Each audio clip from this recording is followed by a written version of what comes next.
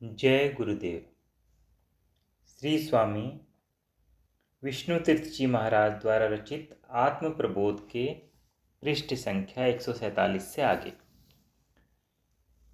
यदि इस संस्कार से छुटकारा पाना है तो मनुष्य देह में ही ब्रह्मचर्य, योग एवं भक्ति आदि साधनों द्वारा लिंग भेद की बुद्धि से ऊपर उठना होगा। मैं पुरुष हूँ या मैं स्त्री हूँ, यह भाव देह बुद्धि के कारण है।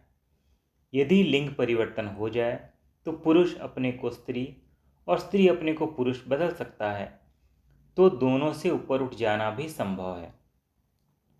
ऐसा भोग वासना के तनु शिथिल अथवा क्षीण होने पर होता है। योगी आत्म संयम, मनोनिग्रह, वैराग्य इत्यादि साधनों पर उत्तरोत्तर आरूढ़ होता हुआ यदि इस भेद बुद्धि को इसी जन्म में नष्ट कर सके तो जीवन मुक्ति प्राप्त कर सकता है। अन्यथा जैसा कि उपरोक्ता श्रुति में कहा गया है, आत्महनन करने वालों को दूसरा जन्म लेना ही पड़ता है और देहाशक्ति के स्थूल तत्वों को दृढ़ आसक्ति यहाँ तक दृढ़ हो जाती है अथवा अंधता मिस्त्र इतना घनीभूत हो जाता है अथवा आत्मज्ञान पर इतना गहरा आवरण पड़ जाता है कि मनुष्य पतनाभिमुख होते होते तिर्यक या पशु पक्षी और वृक्ष योनियों तक पतित हो सकता है। अतः लिंग भेद बुद्धि प्रजापति की सृष्टि में एक अनिवार्य आवश्यकता होते हुए भी महान दोष का बीज है। काम वासना यदि सृष्टि के लिए आवश्यक है तो मोक्ष के लिए बाधक है, किंतु सामान्यतया इस भेद से ऊपर उठने लगना तथा इन संस्कारों के वेग का सामना करना कठिन है। अतः गृहस्थाश्रम के लिए शास्त्रों ने अनेक प्रतिबंध लगाए हैं ताकि प्रत्येक स्त्री पुरुष उन धर्मों का आचरण करते हुए लिंग भेद की भावना से छुटकारा पाने के लिए प्रयत्नशील रहें। उस वासना के वशीभूत होकर भोगाशक्ति में फंसता हुआ अधिकाधिक मृत्यु के गर्त में न गिरता चला जाए, वरन लिंग भेद से ऊपर उठने और आत्मस्थिति प्राप्त कर ब्रह्म ज्ञान संपादित करने की ओर कदम बढ़ाए। इसलिए भगवान गीता में कहते हैं कि धर्म के अविरुद्ध काम वासना मेरा ही रूप है। प्रश्न: किंतु यह समझ में नहीं आया कि ब्रह्मचर्य से लिंग भेद बुद्धि की निवृत्ति कैसे हो जाएगी। ब्रह्मचर्य के द्वारा वीर्य धारण और उसके द्वारा तेज का उदय तो हो सकता है, किंतु स्त्री पुरुष की पहचान तो बनी ही रहेगी। उत्तर: आध्यात्मिक उत्थान के लिए जहाँ ब्रह्मचर्य अनिवार्य कहा गया है, वहीं साथ में भक्ति योग ज्ञानादि साधनों का भी यथारुचि तथा संस्कारानुकूल अनुष्ठान बताया है।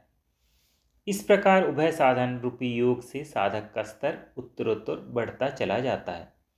ब्रह्मचर्य की दृष्टि से साधक के निम्नलिखित स्तरों पर विचार करने से यह बात और अधिक स्पष्ट हो जाती है।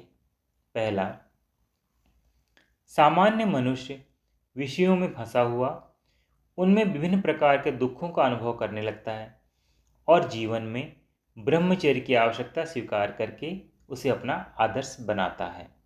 दूसरा, संत वचनों और शास्त्र वाक्यों के अनुसार वह ब्रह्मचारी बनने के लिए यत्नशील होता है और बार बार गिरता है, उठता है। गिरने पर हर बार चित्त विषयों से अधिक उद्विग्न हो उठता है और उनसे छुटकारा पाने की उसकी उत्कंठा बढ़ती चली जाती है। तीसरा, वह शास्त्रानुमोदित ब्रह्मचर्य युक्त गृहस्थ जीवन बिताने लगता है। उसकी विषय भोग की कामना धर्मानुकूल प्रजापत्य कर्तव्य पालन के लिए ही रह जाती है।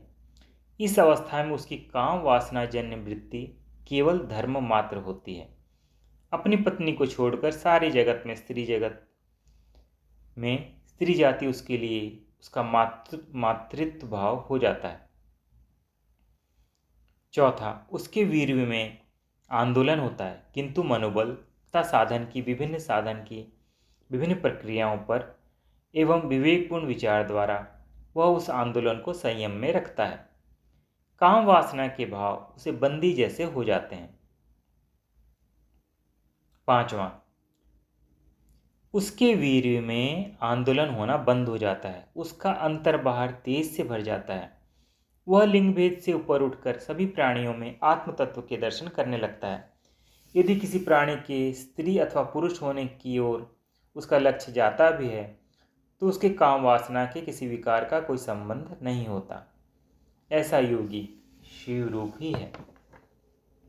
प्रश्न, भक्ति मार्ग में इस लिंग भेद की भावना से ऊपर उठने का क्या साधन है? उत्तर, भक्ति मार्ग में तो इस भेद को हटाने का एक बड़ा रोचक साधन है। कोई भक्त अपने को सीता जी अथवा राधिका जी की सखी मानकर उपासना करते हैं। उनकी दृष्टि में पुरुष एक ही है और वे भगवान हैं।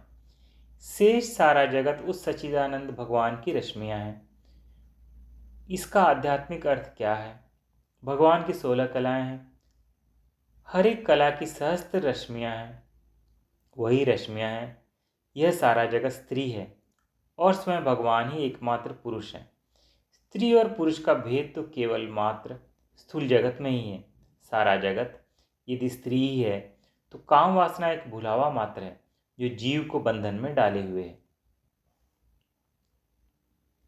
मीराबाई वृंदावन में एक महात्मा के दर्शन करने गई तो महात्मा ने मिलने से इनकार कर दिया।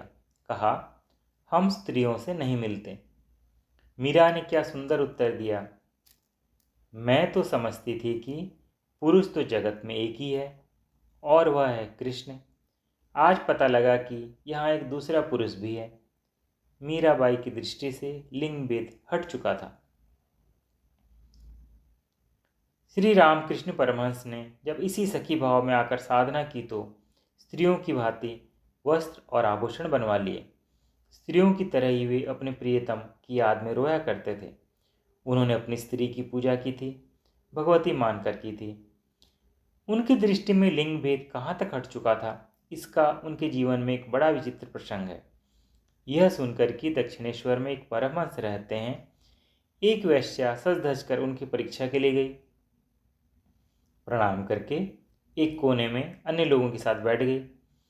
जब थोड़ी देर के बाद श्री रामकृष्ण शौच के लिए जाने लगे, झट से वह उनका लोटा उठाकर खड़ी हो गई।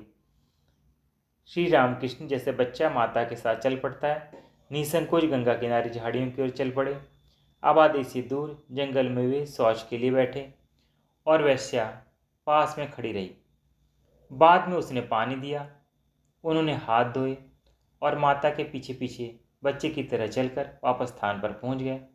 उनके मन में किसी प्रकार का विकार पैदा नहीं हुआ। वेश्या चरणों में गिर पड़ी और क्षमा याचना करने लगी। श्री रामकृष्ण कहा करते थे कि मैंने स्वप्न में भी स्त्री संग का विचार नहीं किया। वे लिंग भेद बुद्धि से अतीत थे। ब्रह्म प्राप्ति के लिए लिंग भेद बुद्धि अन्य इंद्रियों की भोगों की अपेक्षा सर्वाधिक बाधक है। यह साधकों को भली प्रकार हृदयंगम कर लेना चाहिए। तेन त्यक्तेन भुंजी था, इस श्रुति की सीमा के अंतर्गत ब्रह्मचर्य पालन नहीं आता। इसलिए गृहस्थाश्रम से पूर्व ब्रह्मचर्य और अंत में संन्यासाश्रम का विधान किया है। मनु ने हर एक त्रुटि के लिए प्रायश्चित कहा है, परंतु भागवत पाद श्रीमद् शंकराचार्य ब्रह्मसूत्रों पर अपने भाष्य में कहते हैं कि जो ब्रह्मचारी, वानप्रस्थी अथवा सन्यासी अपने ब्रह्मचर्य व्रत से च्युत हो जाता है, उस आत्महत्यारे के लिए कोई प्रायश्चित नहीं है। शंकराचार्य के समान बाल सन्यासी होना तो अति दुर्लभ है, परंतु इस युग में छोटे छोटे बच्चों को साधु वेश में देखकर हठात यह विचार आता है कि साधु समाज किधर जा रहा है। केवल वेश धारण से ब्रह्मचर्य की रक्षा नहीं होती। वैराग्य का अर्थ वितृष्णा अथवा तृष्णा का अभाव कहा है। इसलिए वैराग्य से विषयों के प्रति द्वेष बुद्धि अथवा घृणा नहीं समझनी चाहिए। वास्तविक वैराग्य का स्वरूप उदय होने पर भोगों के अनुपलब्ध होने पर मन में राग द्वेष का अभाव एवं प्रसन्नता बनी रहनी चाहिए। यद्यपि देह के धर्म और आकृति से लिंग भेद बुद्धि रहनी अनिवार्य है, परंतु मन इसके प्रभाव से अछूता और निर्विकार बना रहे, यही साधन का फल है।